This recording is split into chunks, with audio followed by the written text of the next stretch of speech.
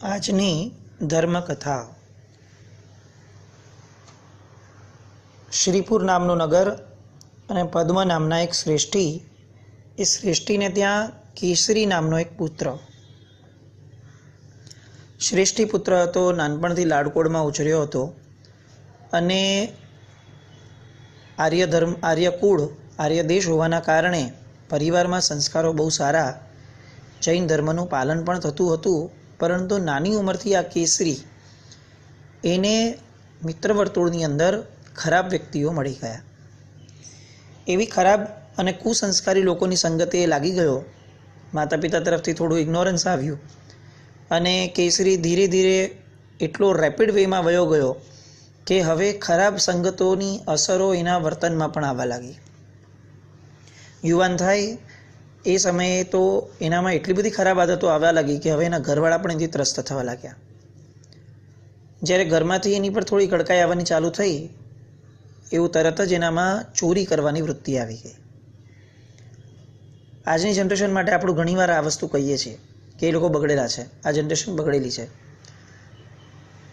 કદાચ હું એમ કહું કે આપણે લેટ છીએ, કારણ કે એક ઉંમર કે જ્યાં સુધી એનામાં રેસિપિયન્સી હતી, લેવાની શક્તિ હતી, ત્યાં સુધી આપણે આપ્યું જ નહીં. ત્યાં સુધી આપણે ફક્ત વધુ કરતાં લાડકોડ આપી દીધા.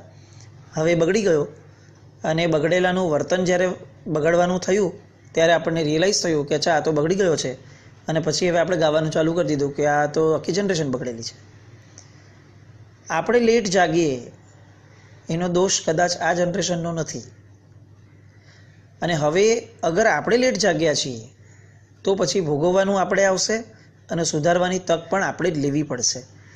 તો એ સમજણ સાથે અગર પ્રેમથી કામ થાય તો કદાચ હું એવું માનું છું કે કોઈ પણ વસ્તુ કે વ્યક્તિ બગડેલી રહેવા માટે જન્મી નથી. આ કેસરી એની એટલી બધી ખરાબ આદતો અને ચોરીઓ ધીરે ધીરે વધવા લાગી. રાજ્યની અંદર બહુ જ બધા લોકો ત્રસ્ત થયા. રાજા સુધી કમ્પ્લેન ગઈ. રાજાના સિપાહીઓએ પકડ્યો, રાજ દરબારમાં લઈ ગયા. રાજાએ છોડ્યો કે તું તો શ્રેષ્ઠી પુત્ર છે અને થોડું સમજણ, તારા પોતાની કુળની પણ મર્યાદાનું ભાન રાખ, એમ કરી અને છોડ્યો. પણ આવું 2-3 વાર થયું. કેસરીમાં કોઈ ફરક ન પડ્યો અને હવે તો એની ચોરીઓ સાથે બહુ વધારે પડતા લોકોની કનડગત અને મારવા પીટવાનું ચાલુ થયું. હવે રાજાએ એના પિતાશ્રીને બોલાવ્યા અને એ પિતાશ્રીને કીધું કે ભાઈ પદ્મ શ્રેષ્ઠી, તમે આટલું સરસ રેપ્યુટેશન તમારી છે અને તમારો દીકરો આવું કરે છે, તો હવે અમારે શું કરવું? અને ત્યારે પદ્મશ્રેષ્ઠી કહે છે કે અમે લોકો પણ એનાથી ત્રસ્ત છીએ. રાજન, એક ચોરને યોગ્ય જે પણ નિર્ણય હોય એ નિર્ણય આપ લઈ શકો અને આપ એને સજા કરો. અમને કશો વાંધો નથી, કારણ કે હવે અમારા હાથમાં આ વ્યક્તિ રહ્યો નથી. રાજા વધુ પડતી કમ્પ્લેન્સ આવ્યા પછી એને દેશ નિકાલ કરી દે છે અને એને બીજા દેશમાં રવાના કરી દે છે. પણ હવે આને ટેવ એવી પડી ગઈ છે કે આટલી મોટી સજા થવા છતાં પણ એને આ એક લત જે છે એનાથી છૂટતી નથી. એવું નથી કે એની આગળ પૈસા નથી અને પૈસાની જરૂરત સખત છે, પણ ચોરી કરવાનું એક વ્યસન પડી ગયું છે. એટલે નગરની બહાર નીકળી ગયો, ત્યાં એક સરોવર પાસે આવ્યો. સરોવર પાસે વૃક્ષ હતું અને વૃક્ષ ઉપર ચડી અને ગોતે છે કે હવે હું અહીંયાથી ક્યાં ચોરી કરું. અને હવે આ તો હતું જંગલ. જંગલમાં તો ક્યાં ચોરી કરવાની કોઈ તક જ મળવાની. પણ દૂર દૂરથી જોતા અચાનક એને એવું લાગ્યું કે આકાશમાંથી કોઈ એક સિદ્ધ પુરુષ નીચે ઉતરી રહ્યા છે. એને આ જેવું જોયું એને સખત આશ્ચર્ય થયું અને એને એમ લાગ્યું કે આ તો મારી શ્રેષ્ઠ તક છે. એટલે સીધો એ દિશામાં ભાગ્યો અને એ સિદ્ધ પુરુષ નીચે ઉતરી અને સરોવરમાં સ્નાન કરવા જઈ રહ્યા હતા. એ સમયે એની જે પાદુકાઓ છે, ચરણ પાદુકા, જેના કારણે એ ઉડી શકતા હતા, એ પાદુકા એણે પહેરી લીધી અને પોતે આકાશમાં ઉડી ગયો. હવે તો એને જેકપોટ લાગી ગયો. એટલે એના આનંદનો પાર નહીં અને બસ હવે ઉડવાનું, ચોરી કરવાની, ચોરી કરીને પાછું ઉડી જવાનું અને જલસા કરવાના. આવી રીતે કરતાં કરતાં એનો કોન્ફિડન્સ એટલો બધો વધી ગયો કે એ છેક રાજ દરબાર સુધી પહોંચી અને ત્યાં પણ ચોરી કરવા લાગ્યો. હવે રાજા અતિશય ગુસ્સે ભરાયો અને હવે એને નક્કી કર્યું કે હવે સિપાહીઓ નહીં, હું પોતે ચોરની શોધમાં જઈશ. અને ચોરની શોધમાં જંગલ તરફ આગળ વધ્યો અને જંગલમાં એને એક જગ્યાએ દિવ્ય પૂજા ચાલતી હતી, ચંડિકાનો એક પ્રસાદ, ત્યાં ગયા. અને એણે લાગ્યું કે અહીંયા તો ચોર જરૂર આવશે જો આવી કોઈ સિદ્ધિવાળો છે તો. એટલે એ ત્યાં છુપાઈને તલવાર લઈ અને છુપાઈને બેઠા રહ્યા. થોડીક વાર થઈ, ચોર આવ્યો અને એણે દેવીને કીધું પ્રણામ કરીને કે આજે મને જો બહુ બધું ધન મળશે તો હું તારી વિશેષ પ્રકારે પૂજા કરીશ, એમ કહી અને જેવો બહાર નીકળવા જાય છે ત્યાં રાજાને આ આખી વસ્તુનું રિયલાઇઝેશન આવી જાય છે કે પ્રોબ્લેમ આ છે, અને તરત જ એ ભાગે છે અને ઓલી જે ચપ્પલ છે, પાદુકા છે, એને પહેરવા માટે કૂદી પડે છે.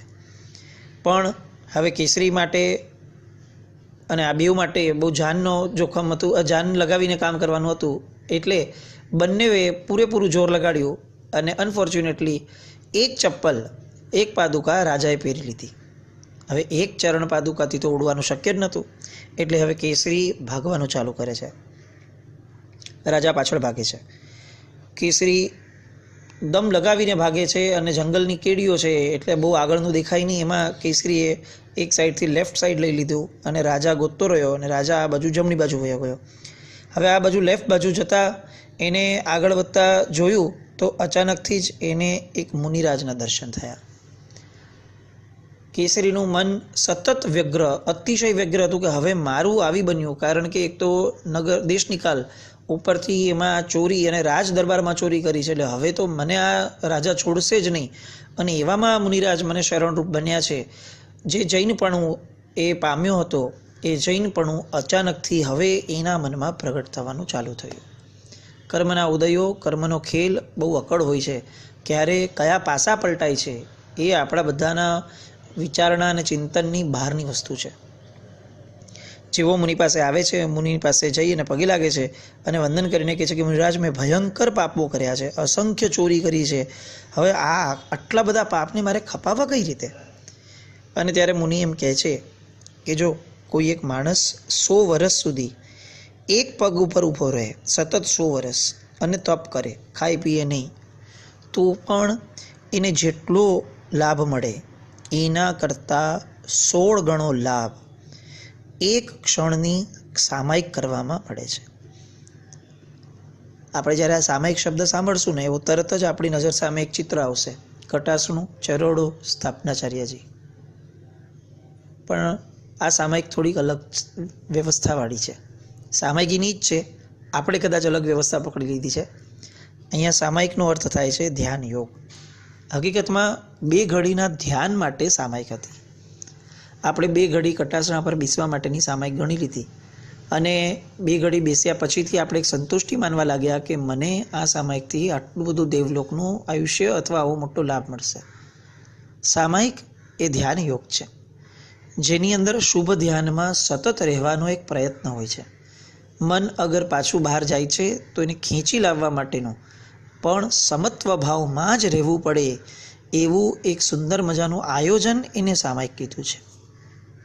અને આવું સામાયિક કરવા માટે મુનિએ કેસરીને પ્રેરણા કરી. કેસરીએ તરત જ અંદરમાં તો પશ્ચાતાપ ભારોભાર પકડ્યો હતો, કારણ કે ભય છે. તો આ ભયથી પણ જે વૈરાગ્ય થયો છે એ વૈરાગ્યને હવે સામાયિકમાં કન્વર્ટ કરવાનું, એને એન્કેશ કરવાનું એક સુંદર મજાનું કાર્ય આ મુનિ ભગવંતે કર્યું. કેસરીએ તરત જ એમણે કીધું એ પ્રમાણે વિધિપૂર્વક સામાયિક ગ્રહણ કર્યું અને આજ સુધી પોતે જેટલા પાપ કર્યા હતા એ બધાને યાદ કરી અને અંતઃકરણપૂર્વક એનો પશ્ચાતાપ કરવા લાગ્યો. અને એને એટલી બધી આત્મનિંદા કરી કે મને ધિક્કાર છે કે મેં ન જાણે નાસ્તિક બુદ્ધિથી કેટલા પાપો કર્યા, કેટલા લોકોને હેરાન કર્યા છે, કેટલા ભયંકર કૃત્યો કર્યા છે.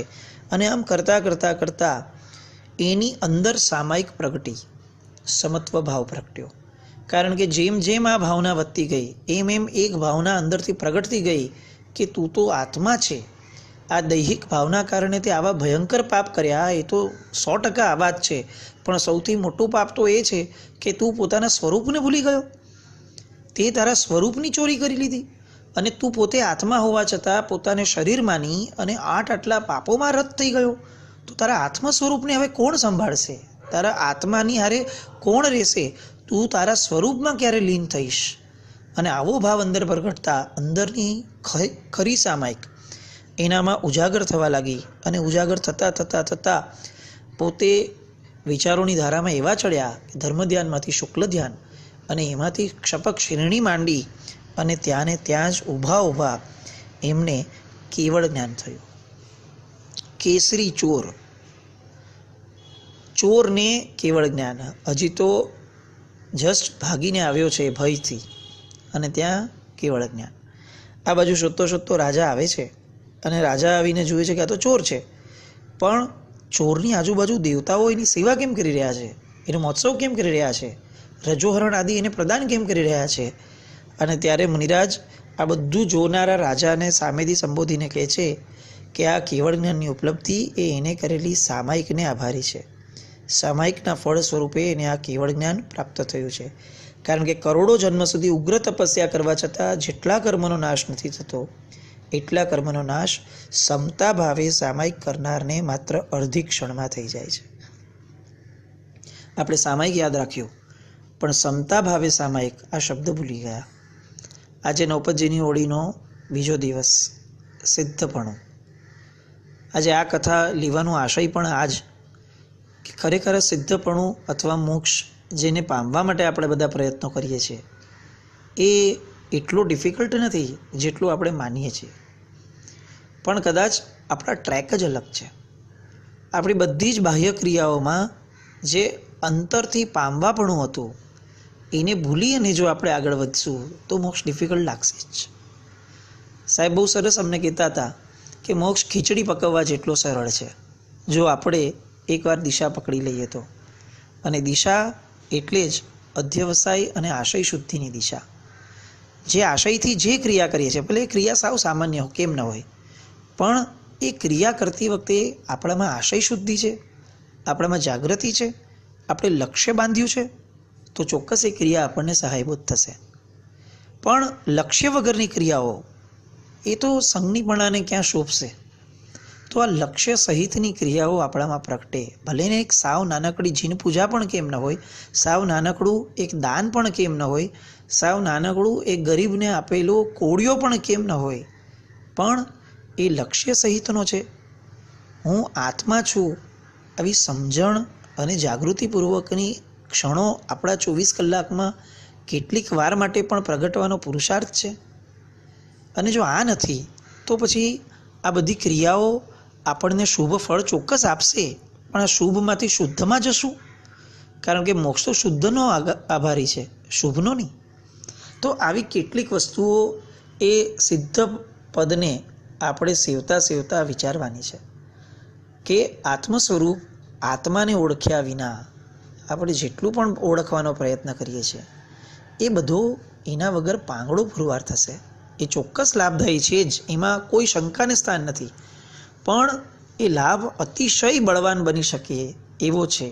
1 કરોડ રૂપિયા હોય ખીચામાં અને 1 કરોડ રૂપિયાથી કેટલીય મૂલ્યવાન વસ્તુઓ અને રત્નો ખરીદી શકાય, પણ 1 કરોડ રૂપિયાથી કોઈ માણસ ચણા અને મમરા પણ ખરીદી જ શકે છે, પણ એ એની સાર્થકતા છે.